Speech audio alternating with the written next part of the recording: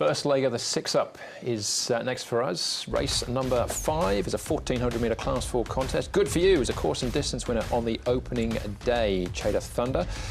His first starts this season. He was running in 1 Griffin last year. Contribution goes up in trip. Auto Pay gets Joe Moreira from barrier 11. Smart Salute. He's not placed in 6th course and distance, down to Unique Joyful, who's behind. Good for you on his seasonal return. Now, Unique Joyful and Auto Pay look the two likely potential leaders.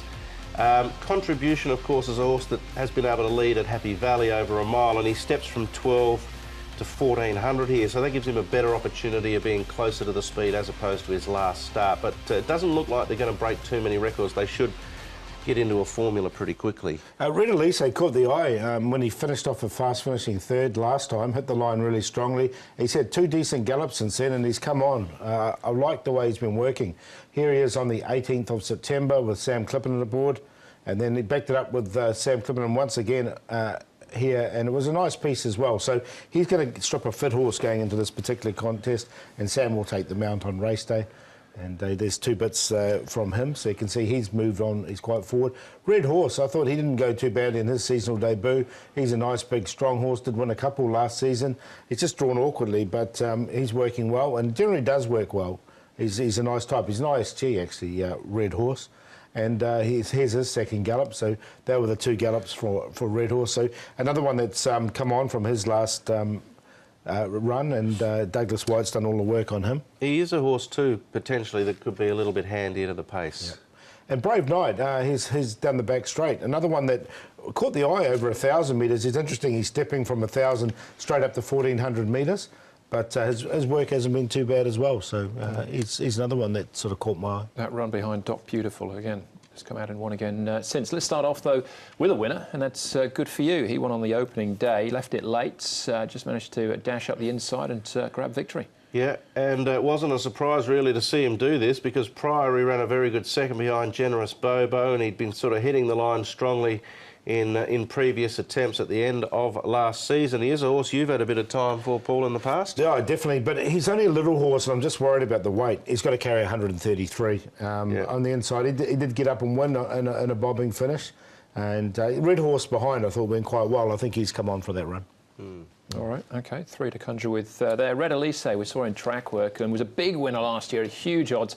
Hasn't really put another performance in like that until this. Yeah, like he said, that seasonal break, I think, has really done this horse well. He's had all those gallops. I think it's, I think the favourite's opposable in this particular race, so I quite like Red Elise. He reeled off a really quick sectional here, and the last bit when he just hit the line, the last 50 was his best part of this run, and this was over 1,400 metres. He sticks over 1,400 metres. I like him. I'm going to make him the best. I think he can be a price, and so I thought it was a good run. I'm going to follow that form line too. I take your point, Andrew. When he did win his only race, it was first up, and that performance there was first up too. So, you know, just out of pure freshness, he might have jumped out of the ground.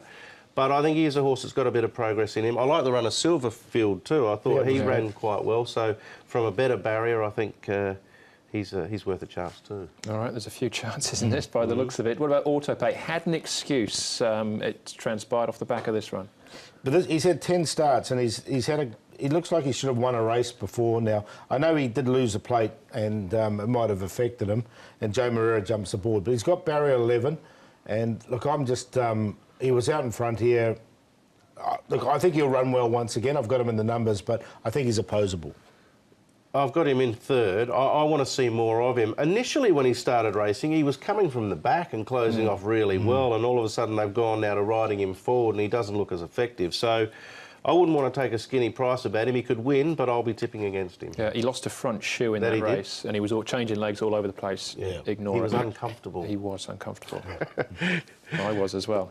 But the 5th event, Paul, what do we land on in the end? Yeah, no, Red Elise, I think the way he finished off that race, I think he can win this one. So I've got him on top. Brave Knight will add some value. Auto Pay, as you said, he's got the excuses.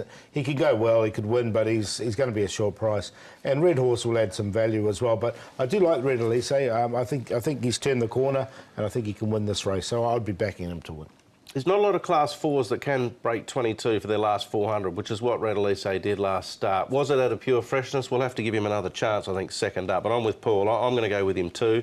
Silverfield, who was behind him in that race, then Auto Pay, and good for you. Contribution, I think, is a horse you probably want to give another chance, stepping up to a longer trip.